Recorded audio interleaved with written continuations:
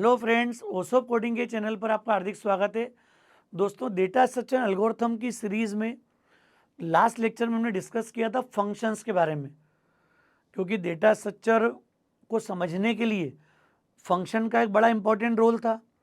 तो कुछ हमने एक दो एग्जाम्पल के साथ थोड़ा सा रिकॉल करने की कोशिश करी। अब हम बात कर रहे हैं यहाँ पर अरे डेटा स्ट्रक्चर की, अरे डेटा टाइप की। हालांकि अरे को हम लोग पढ़ते तो डेटा टाइप के रूप में कि सेकेंडरी या ग्रुप डेटा आइटम, लेकिन ये अपने आप में एक डेटा स्ट्रक्चर है। क्यों डेटा स्ट्रक्चर है? क्योंकि मैंने आपसे बोला भी था कि जब तक सिंगल एलिमेंट होता है तो हम उसको कंफर्टेबली हैंडल कर पाते हैं, लेकिन जब दो एलिमेंट होंगे तो फिर कंपैरिजन करो बड़ा छोटा कौन है। जब 50 एलिमेंट होंगे, 100 एलिमेंट होंगे, तो इस तरह की प्रॉब्लम्स रूटीन आती है कि आप उस ग्रुप में सबसे बड़ा एलिमेंट कौन है, सबसे छोटा कौन है, उनको किसी स्पेसिफिक ऑर्डर में अरेंज करो, उसके अंदर को इंटरनल ग्रुपिंग करना है। कई तरीके के पॉसिबल वेरिएशंस आते हैं। इसीलिए अरे को हम लोग एक तरीके से कंप्लीट डेटा स्ट्रक्चर के रूप में मानते हैं। अब चूंकि डेटा स्ट्रक्चर की स्टडी को करना है और अरे को अगर हम रिकॉल नहीं करें, अरे को अगर कॉन्फिडेंस बिल्ट नहीं करेंगे अरे में, तो फिर आगे हमारी प्रोग्रामिंग कहीं ना कहीं सफ़र करेगी। सफ़र क्यों करेगी? जैसे स्टैक को इम्प्लीमेंट करना है। अब स्टैक स्टैटिकली इम्प्लीमेंट होगा, मतलब अरे के थ्रू होगा। आप क्यू इम्प्लीमेंट करोगे, सर्कुलर क्यू इम्प्लीमेंट करोगे, हम लोग अरे डेटा स्ट्रक्चर का यूज़ करेंगे। तो कहीं कभी आप ग्राफ को रिप्रेजेंट कर रहे हो, ट्री को रिप्रेजेंट कर रहे हो, तो ये पावर है कि हर डेटा स्ट्रक्चर को आप अगर स्टैटिकली इम्प्लीमेंट करते हो तो कहीं ना कहीं अरे के साथ आगे बढ़ना है। आप डायनामिकली इम्प्लीमेंट करोगे तो फिर हमने बात की थी एक डेटा स्ट्रक्चर के टाइप्स की। लिंक लिस्ट वो डेटा स्ट्रक्चर है जहाँ पर हम डायनामिकली मतलब उसको इम्प्लीमेंट कर पाते हैं और यूटिलाइज कर पाते हैं। तो कहीं ना कहीं ये समझ आपको आ रहा होगा कि अरे एक बहुत पॉपुलर, बहुत इंपॉर्टेंट डेटा टाइप है। और आगे भी जब कॉम्प्लेक्सिटी एनालिसिस की बात, सर्चिंग सॉर्टिंग की बात होगी, तो अरे का कॉन्सेप्ट अगर आपको क्लियर है, बेसिक प्रोग्रामिंग प्रॉब्लम्स अगर आप बना पा रहे हो, सॉल्व कर पा रहे हो, प्रैक्टिस कर चुके हो, तो फिर अरे के कहीं सर्चिंग सॉर्टिंग एल्गोरिथम्स को आप बड़ी आसानी से इम्प्लीमेंट कर पाओगे। कई कंपनीज़ के असेसमेंट में इन टॉपिक्स का बड़ा इंपॉर्टेंस है, बड़ा इंपॉर्टेंट रोल है। तो इसलिए अरे की बात थोड़ी सी हमको कंपेरेटिव, मतलब फंक्शन को तो हमने समझ लिया, अब पहले अरे का बेस हम लोग समझेंगे, फिर बात करेंगे कि अरे को फंक्शन में कैसे इम्प्लीमेंट कर सकते हैं, कैसे पॉइंटर का इंपॉर्टेंट रोल यहाँ पर आता है। हम चाहेंगे तो पॉइंटर के साथ भी इम्प्लीमेंट कर पाएंगे और नॉर्मल केस में भी इसको इम्प्लीमेंट कर सकते हो आप। तो दोस्तों, ये प्री रिक्विजिट के लिए हम मानते हैं कि एक बड़ा इम्पॉर्टेंट टॉपिक है हमारे लिए। समझते हैं दोस्तों क्या रोल है। अरे मतलब collection of similar data items. मतलब अरे के पहले ग्रुपिंग वाला रोल नहीं था। हर एलिमेंट को, इंटीजर को, कैरेक्टर को, फ्लोट, डबल वैल्यूज़ को, बुलियन वैल्यूज़ को हम इंडिविजुअली डील करते हैं, अलग अलग बात करते हैं उनके बारे में। और अरे क्या बोलता है कि आप ऐसे एक जैसे सारे एलिमेंट को एक ग्रुप के अंदर क्रिएट कर दो। तो अरे की डेफिनेशन क्या बोलती है? Collection of similar elements, homogeneous collection of elements. एक जैसे एलिमेंट्स के कलेक्शन को हम अरे के रूप में इंप्लीमेंट कर सकते हैं। अब इसी को मानते हैं ग्रुप डेटा आइटम्स। जब एलिमेंट्स की ग्रुपिंग करने की बात आती है तो सबसे आसान, सबसे सिंपल ग्रुप हम किसे मानते हैं? अरे को। क्लियर? होमोजीनियस कलेक्शन है, एक जैसे एलिमेंट्स का ग्रुप मिलेगा आपको हमेशा। या तो अरे में सारे इंटीजर्स होंगे, या फिर अरे सारी फ्लोटिंग वैल्यूज़ का होगा, या फिर अरे सारी बुलियन वैल्यूज़ का होगा। कभी मिक्स में नहीं होगा। ऐसा नहीं होगा 5 इंटीजर 5 फ्लोट उनको अरे में ला के स्टोर कर दो। अलग अलग डेटा टाइप को हम स्ट्रक्चर, क्लास, यूनियन, इन कॉन्सेप्ट के साथ में डील करते हैं। तो ये मुझे लगता है थोड़ा सा आपको डेफिनेशन वाइज क्लियर होगा। अब अरे को डिक्लेयर कैसे करते हैं, डिफाइन कैसे करते हैं हम? तो डेटा टाइप आ जाता है हमारे पास, अरे का नाम आ गया और 10, 20 इस तरीके से हमने एलिमेंट्स दे दिए, सबस्क्रिप्ट दे दी, ब्रैकेट दे दिए। अच्छा, मैं मान के चल रहा हूँ आपने पढ़ा हुआ है, सिर्फ मैं रिकॉलिंग कर रहा हूँ। क्लियर? तो ये डेटा टाइप बताता है कि अरे जो है वो 10 इंटीजर्स को कलेक्ट करेगा, स्टोर करेगा। फ्लोट वैल्यू को लेना होगा तो फ्लोट का कोई अरे डिक्लेयर कर देंगे हम, B10, 12, 100, 50, 2000। पर ये जो लिमिट है ये आपको पहले से देना पड़ती है। क्लियर? ये काउंट आपको बताना पड़ता है क्योंकि कंपाइल टाइम पर इसकी टोटल मेमोरी का डिसीजन हो जाएगा। एक बार डिसाइड हो गया कि 10 इंटीजर्स हैं तो टर्बो में डॉस मोड में वो 20 बाइट कंटीन्यूअस एलोकेट कर देगा, विंडो बेस में, जीसीसी में, विजुअल स्टूडियो कोड में, क्लियर, बाकी कोड ब्लॉक्स में, डेव C++ में, सबलाइम एडिटर में, जहाँ भी जिस एनवायरनमेंट में आप काम कर रहे हो, अगर आप जीसीसी के साथ काम करोगे तो this integer will take 4 bytes, तो 10 इंटीजर का अरे 40 बाइट्स की मेमोरी क्रिएट कर देगा। तो ये बेसिक मॉडल है, बेसिक रिप्रेजेंटेशन है इसका। अब जब अरे में ये सिंगल ब्रैकेट का सेट होता है तो इसको 1D अरे बोलते हैं हम लोग यहाँ पर। और ऐसा ही जब इसी अरे को मैंने 2 सबस्क्रिप्ट के साथ लिख दिया 3, 4, तो ये 2D अरे डिफाइन कर रहा है, 2 डायमेंशनल अरे। 3 सेट होंगे सबस्क्रिप्ट के, 3D अरे की बात करेंगे हम, आगे बात करेंगे एड्रेस कैलकुलेशन से लेके सारे इंपॉर्टेंट कॉन्सेप्ट की। 1 डायमेंशन मतलब क्या, एक सबस्क्रिप्ट का ब्रैकेट, 2 सेट आ गए 2D अरे, 3 ब्रैकेट आ गए 3D अरे। तो ये इसकी बेसिक डेफिनेशन होती है। यहाँ पर ये इंडिकेट करता है रोज को, ये इंडिकेट करता है कॉलम्स को। ये सब मैं डिटेल बात भी करूँगा आगे और जब मैं एड्रेस कैलकुलेशन फार्मूले की बात करूँगा। क्लियर? तो 2D अरे मतलब रोज और कॉलम्स, और आप रो मेजर मैट्रिक्स भी डिफाइन कर सकते हो, कॉलम मेजर मैट्रिक्स भी डिफाइन कर सकते हो यहाँ पर। क्लियर? ये ब्रैकेट का सेट अगर 3 हो गए तो हम इसको मान लेंगे 3D अरे। 3D अरे मतलब मैट्रिक्स का कलेक्शन। जैसे ये 2D अरे कैसा है, ये 3 1D अरे हमारे पास है, 4 एलिमेंट के 3 अरे, उसको मैंने 2D अरे बोल दिया। 3D मतलब जो भी नंबर काउंट देंगे हम लोग यहाँ पर, सपोज मैंने बोल दिया 2, 3, 4, समझना। अब ये 3D अरे, तो ये बताता है कि 3/4 के 2 मैट्रिक्स हैं। यहाँ अगर मैं 8 लिख दूँ, 10 लिख दूँ, तो 3/4 के 10 मैट्राइसेस हो जाएंगे यहाँ पर। तो ये सब बातें बहुत जल्दी आपको क्लियर होंगी क्योंकि मैं डिटेल बात करूँगा सारी एड्रेस कैलकुलेशन की रोडमैप वाले लेक्चर में हमने डिस्कस किया था। तो ये एक बेसिक मीनिंग डिफरेंस है इसका कि अरे मतलब collection of group of similar data items and that can have 1D, 2D और 3D अरे। 1D अरे भी हो सकता है, 2D अरे भी हो सकता है और 3D अरे हो सकता है। अरे को जब भी डिफाइन करेंगे हम तो कॉन्सेप्ट क्या हो गया, जैसे ही अरे डिक्लेयर होता है सबसे इंपॉर्टेंट बात आती है इसकी मेमोरी एलोकेशन।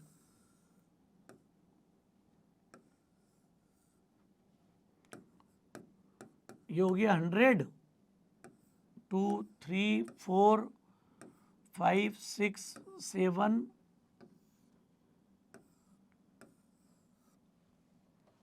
तो कंसेप्ट क्या हो गया हमारा 100।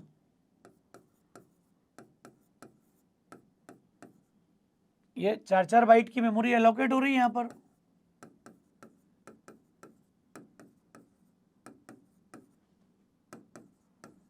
वन 136 और 140, 10 एलिमेंट के लिए कंटीजियस मेमोरी ब्लॉक क्रिएट हो गया विदाउट एनी गैप।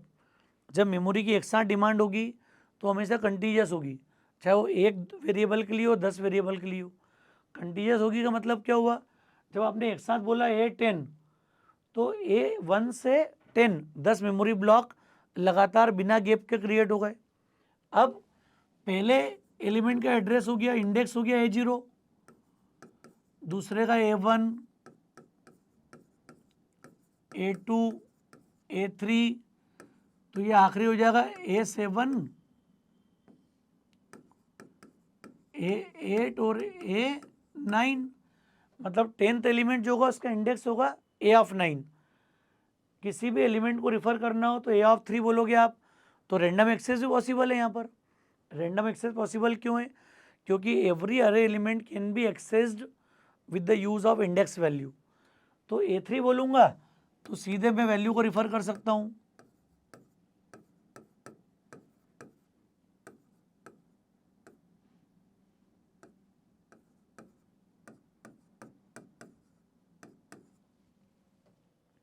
इसे 10 अलग अलग वैल्यू दे दी मैंने, जरूरी नहीं कि एक जैसी वैल्यू लगातार हो, रिपीटिंग भी आ सकती है। अब अरे स्टैटिक वेरिएबल, इसका मतलब क्या हुआ, ना तो इसमें नया डेटा इंसर्ट होगा और ना डिलीट होगा। तो जब मैं डेटा स्ट्रक्चर इंप्लीमेंट करूंगा, स्टैक बना दूंगा इसी अरे को, तो फिर ये इसका कोर नेचर तो अरे का ही होगा।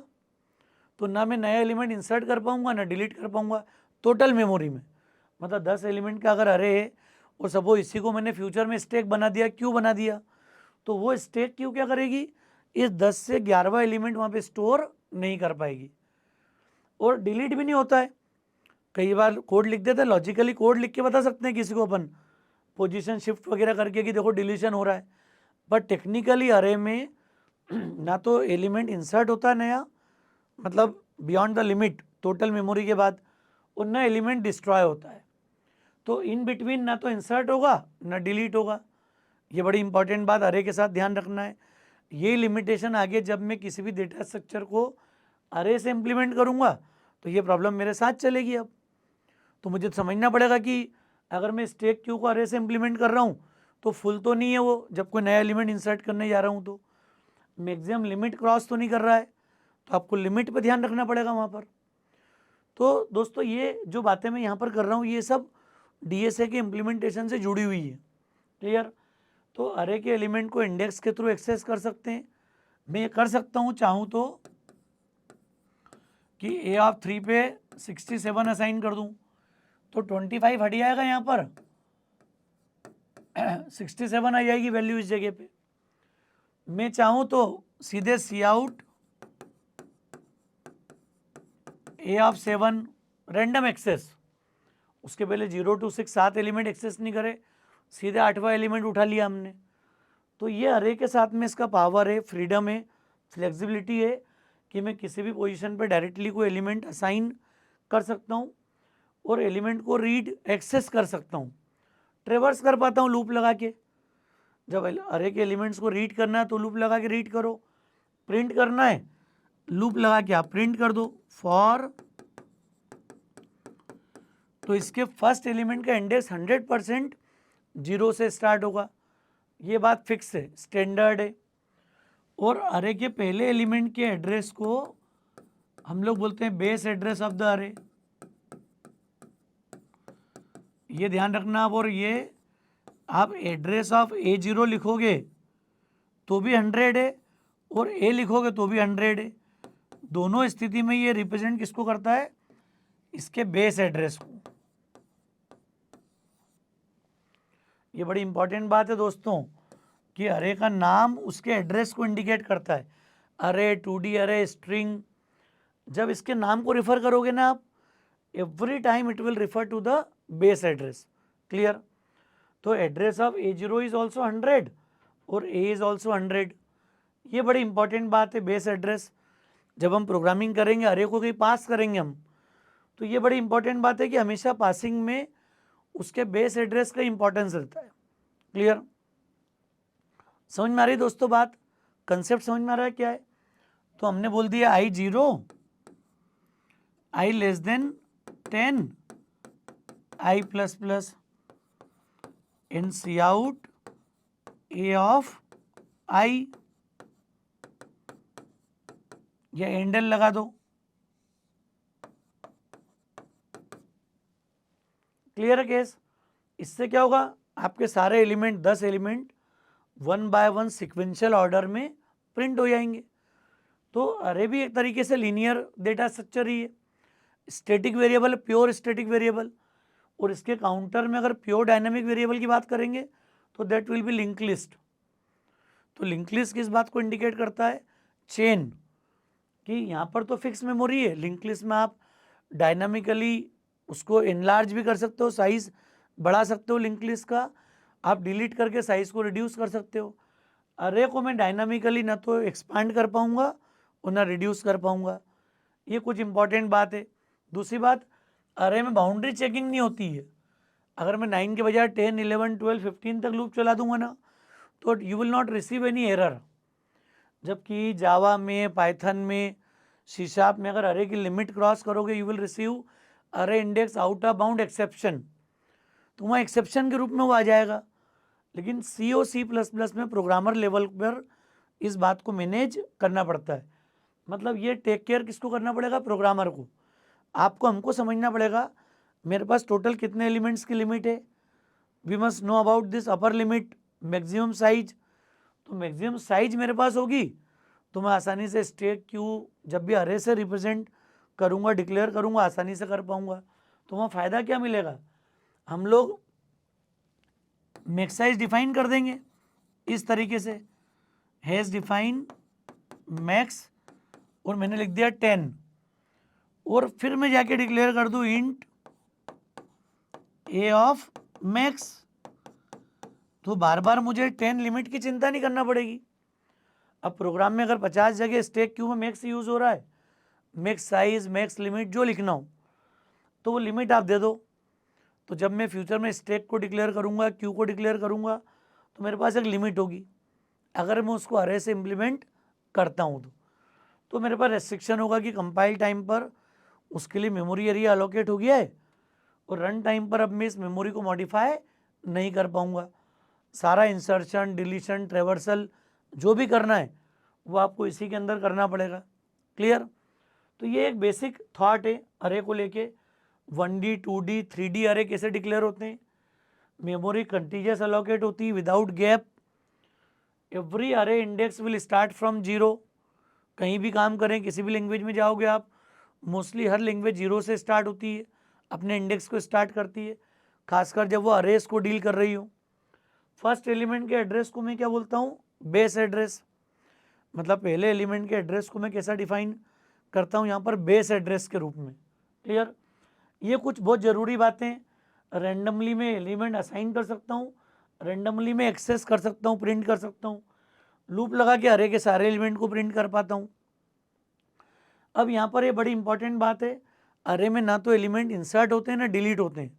मतलब अगर 10 एलिमेंट इंसर्टेड हैं तो 11वां 12वां एलिमेंट इंसर्ट नहीं कर पाओगे चाह के भी आप, या फिजिकली इसकी मेमोरी को डिलीट नहीं कर पाओगे आप। तो लिंक लिस्ट जैसा कोई बिहेवियर आपको अरे के साथ नहीं मिलेगा। तो अब जब भी मैं अरे को यूज़ कर रहा हूँ प्रोग्रामिंग में, तो हम देख लेंगे कि इस तरीके से कितनी आसानी से कोड लिख पाते हैं। तो मैं एक छोटा सा प्रोग्राम बना लेता हूँ अरे के साथ में C++ में।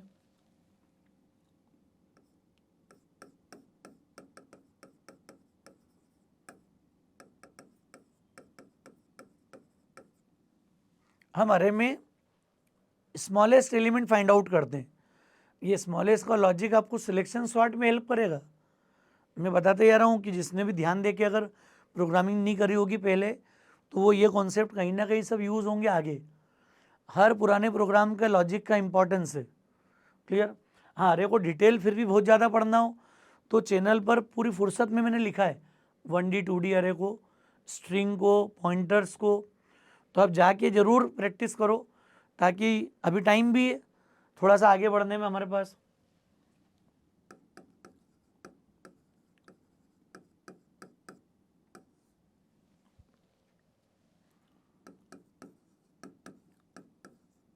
ये हमने 10 20 का डिक्लेयर कर दिया।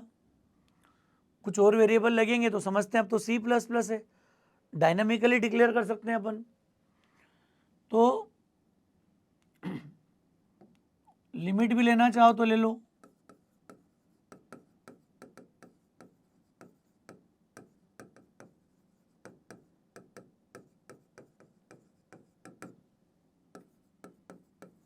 है ना, ये ऑप्शनल था, आप चाहो जरूरी नहीं कि लिखे अपन पूरा। अब हम अरे के एलिमेंट्स को रीड कर लें।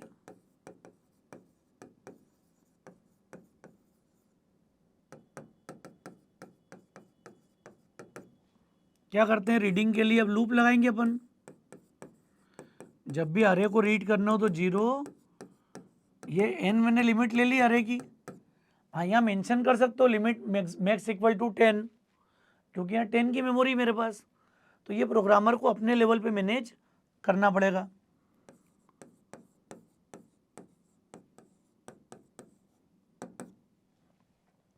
ये छोटा सा काम किया हमने अरे को रीड करने का, इनपुट लेने का। ले लिया हमने अरे को इनपुट। अब अगर आपको अरे का स्मॉलेस्ट एलिमेंट निकालना है तो कॉन्सेप्ट क्या रहता है इसका हमारे पास? आप कॉन्सेप्ट को थोड़ा सा रिकॉल कर लो।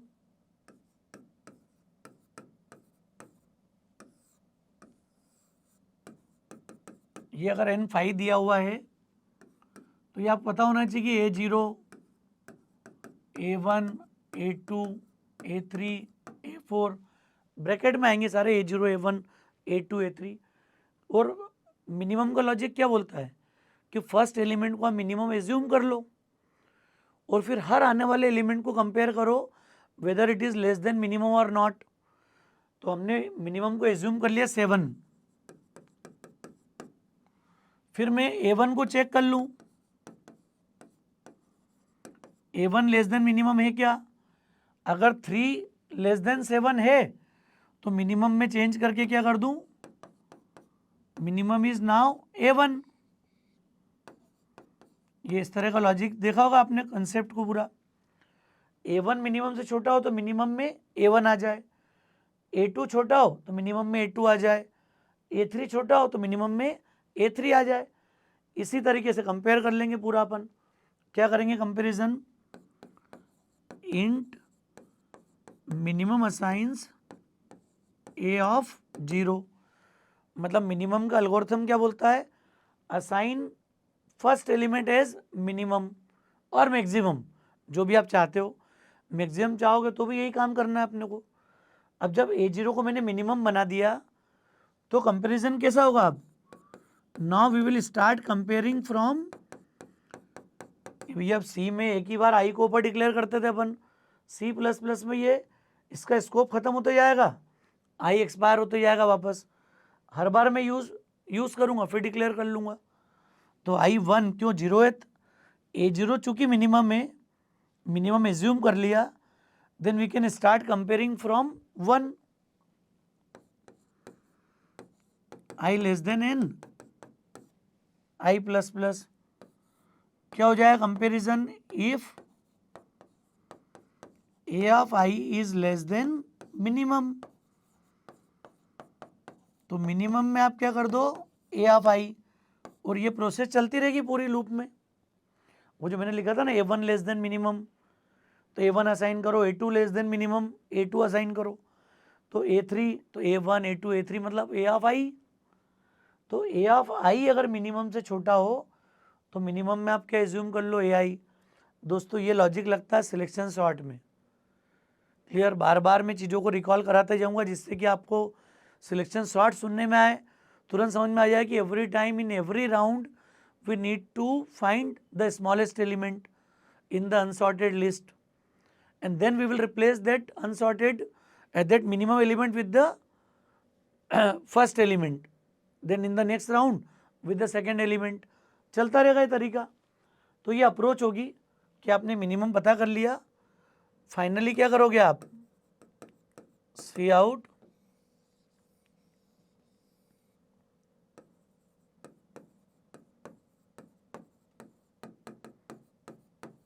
Minimum element is minimum. तो ये एक बेसिक प्रोग्राम हमने इंप्लीमेंट कर दिया यहाँ पर। तो ये अरे का बेसिक थॉट है, सिंपल कॉन्सेप्ट है। थोड़ा सा मैंने रिकॉल करने की कोशिश करी कि आप 1D 2D 3D अरे को समझ लो, डेफिनेशन क्लियर हो जाए, मेमोरी एलोकेशन क्लियर हो जाए, इंडेक्स का रोल क्लियर हो जाए। तो ये जब भी अरे वर्कआउट होगा तो लूप लगा के होगा। क्लियर, समझ में आ रही बात आपको पूरी? थोड़ा सा जेनरिक अप्रोच लेके काम करेंगे अपन। अब एक प्रोग्राम बना सकते हैं यूजिंग फंक्शन, अरे को फंक्शन में कैसे पास करते हैं। तो एक और प्रोग्राम छोटा सा बना लेता हूँ to find the sum of elements. Array के एलिमेंट्स की सम करना हो यूजिंग फंक्शन तो कैसे करेंगे अपन? तो फंक्शन के साथ करना मतलब क्या हो गया, ये लाइन आ गई हमारी। अब मेन प्रोग्राम में मैं क्या चाहता हूँ, या मैं ये सेम प्रोग्राम को टाइम बचा लेता हूँ आपका, मैं इसका फंक्शन को मैं यही डिक्लेयर कर रहा हूँ। ठीक है, ये सारे लॉजिक हटा दिए, ये तो बना चुके हो आप पूरे। इनपुट लेने का टाइम बचाना चाहता हूं मैं आपका। मिनिमम निकालना मतलब क्या हो गया, प्रोटोटाइप आ गया इसका, इंट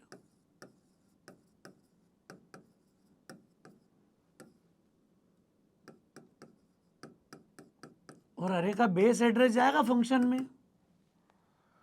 तो जैसे अरे को इनपुट लिया मैंने, इनपुट लेने के बाद क्या होगा, इसी का मिनिमम निकालना है सपोज, तो इंट एम इक्वल टू क्या हो गया,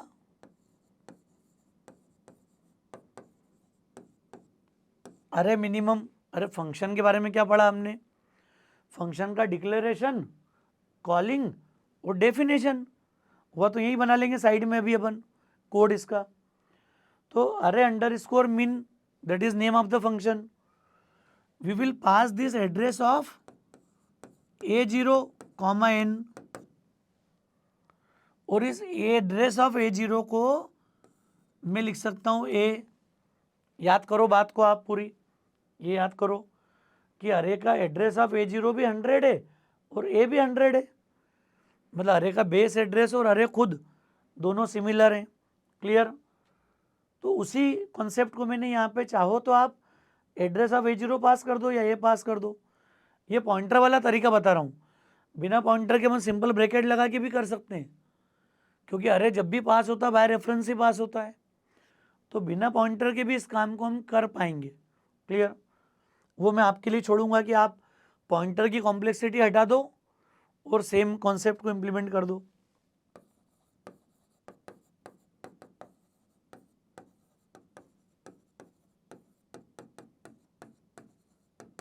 तो ये हमने मिनिमम का कोड लिख दिया, रिटर्न 0। तो दोस्तों ये हो गया हमारा मेन प्रोग्राम। जब फंक्शन की प्रोग्रामिंग करोगे तो फंक्शन का डिक्लेरेशन आ गया, फंक्शन कॉलिंग आ गई। चूंकि ये इंटीजर वैल्यू रिटर्न कर रहा है तो यहाँ इंट आ गया रिटर्न टाइप। ये बोलता फंक्शन को रिवर्स करो तो ये पूरा अरे रिवर्स हो जाता, सॉरी अरे को रिवर्स करो तो ये पूरा रिवर्स होने के बाद मल्टीपल वैल्यू होती। तो उस केस में रिटर्न टाइप क्या होता है इसका, वॉइड। यही हमको समझना रहता है बाय वैल्यू बाय रेफरेंस का डिफरेंस। जब सिंगल वैल्यू रिटर्न करना हो तो मैं आसानी से रिटर्न कर पाता हूँ, एक वेरिएबल एक वैल्यू रिटर्न हो सकती है, लेकिन पूरा अरे का भी रिटर्न हो पाएगा क्या, पूरी स्ट्रिंग का भी रिटर्न हो पाएगी क्या, तो ये रिटर्न नहीं होती। नॉर्मल जो सी का प्रोसीजर है, तो उसमें तरीका हम क्या देखते हैं C++ में कि आप उसको बाय रेफरेंस मेंटेन करो। तो अभी चूंकि मुझे सिंगल वैल्यू रिटर्न करना है तो ये चीज़ पॉसिबल है यहाँ पर। क्लियर। तो मैं अब इसका फंक्शन का कोड लिख देता हूँ यहाँ पर।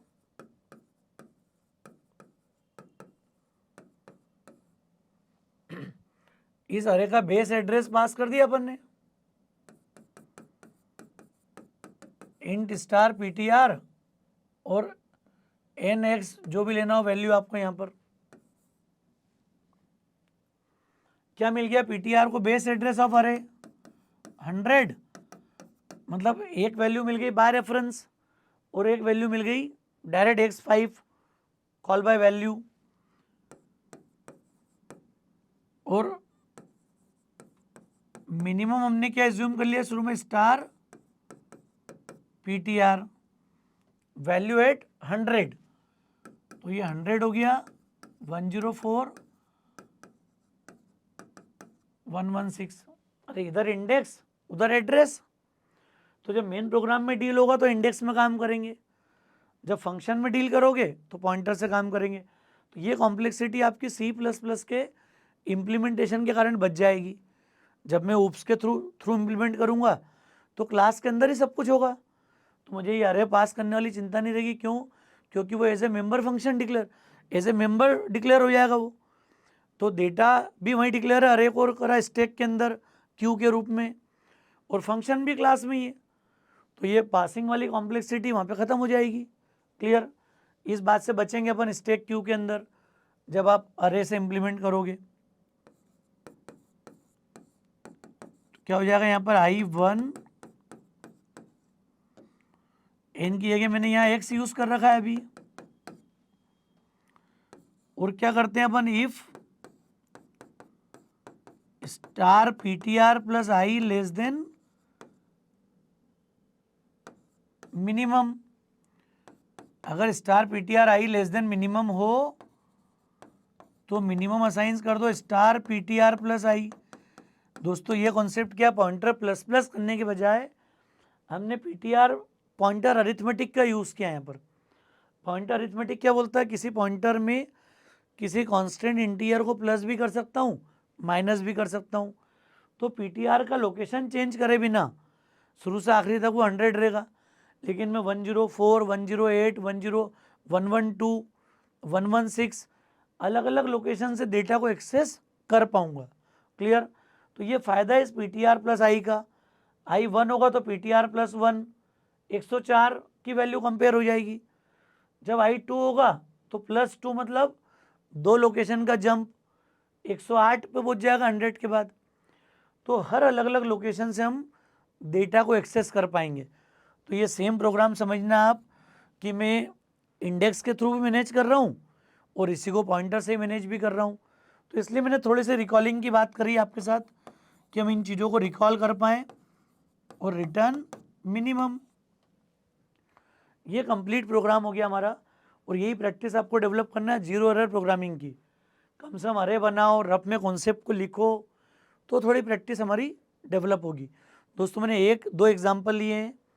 प्रोग्राम सेम एक बार सिंपल बनाया अरे के साथ, एक बार मैंने इसको फंक्शन के साथ इम्प्लीमेंट किया, ताकि थोड़ा सा अरे के फंडामेंटल को लेके आपको क्लैरिटी हो जाए, कॉन्फिडेंस आ जाए। क्योंकि जब मैं स्टैक क्यू को अरे से इम्प्लीमेंट करूँगा तो इसी के फंडे लगेंगे। सर्चिंग सॉर्टिंग पढ़ोगे आप, एड्रेस कैलकुलेशन की बात करोगे, तो बहुत ज़्यादा यूज़ होने वाला टॉपिक है।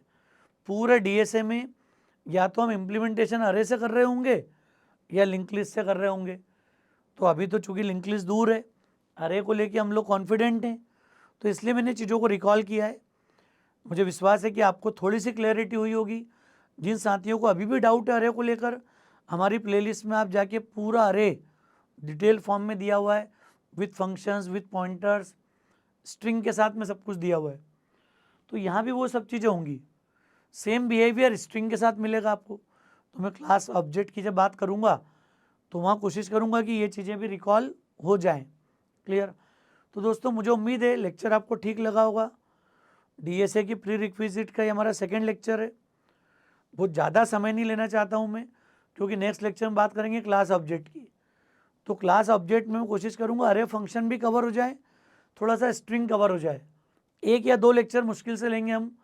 और चूंकि पूरी प्रोग्रामिंग ऊप्स के साथ करनी है अपने को, तो हो सकता है कि 2 लेक्चर लग जाएं ज़्यादा से ज़्यादा, आपका कॉन्सेप्ट बनाने के लिए, आपका बेस रेडी करने के लिए। खासकर वो साथी जिन्होंने इस चैनल पर ऊप्स नहीं पढ़ा हो, और जिन्होंने ऊप्स नहीं पढ़ा या इतना कॉन्फिडेंस नहीं है, तो हमारी एक सेपरेट प्लेलिस्ट है C++ ऊप्स की भी, ऑब्जेक्ट ओरिएंटेड प्रोग्रामिंग पैराडाइम की। बहुत फुर्सत में सारे कॉन्सेप्ट को वहाँ पर लिखा है।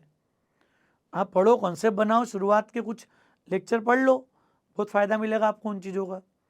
और हम लोग कॉन्फिडेंस डेवलप कर पाएंगे स्टैक क्यू को बहुत आसानी से इम्प्लीमेंट करने का। तो दोस्तों मैं वही बैकग्राउंड बनाना चाहता हूँ आपका, कि हम खेल खेल में लेक्चर के साथ ही जिस समय लेक्चर ख़त्म करें, आपका कॉन्फिडेंस आ जाए कि हाँ अब मैं सीख गया हूँ, सेकेंड टाइम मुझे किसी से पूछना समझना नहीं है। वो वाला फील, वो वाला कॉन्फिडेंस मैं आपको देना चाहता हूँ। इसलिए मेरी रिक्वेस्ट है, अरे में डाउट है तो सी की प्लेलिस्ट में थोड़ा सा अरे को देख लो जाके, फंक्शन अरेज को। उप्स के कॉन्सेप्ट में थोड़ा कन्फ्यूज़न हो तो उप्स की प्लेलिस्ट के शुरुआत के कुछ लेक्चर देख लो, क्लास ऑब्जेक्ट की बेसिक प्रोग्रामिंग के। तो फिर आपको कॉन्फिडेंस आएगा कि उप्स से मुझे क्या फ़ायदे हैं। किसी की जावा से इम्प्लीमेंट करने की इच्छा होगी तो भी यही प्लेलिस्ट आपको सपोर्ट कर देगी, बशर्ते कि आपको थोड़ी जावा आती हो, आपने कुछ काम कर रखा हो। तो दोस्तों मुझे उम्मीद है लेक्चर आपको ठीक लगा होगा। लेक्चर ठीक लगा तो फ्रेंड्स को ज़रूर शेयर कीजिएगा। ओसोप कोडिंग को अगर आपने सब्सक्राइब नहीं किया है तो मेरा रिक्वेस्ट है चैनल को सब्सक्राइब ज़रूर करें। Thanks a lot.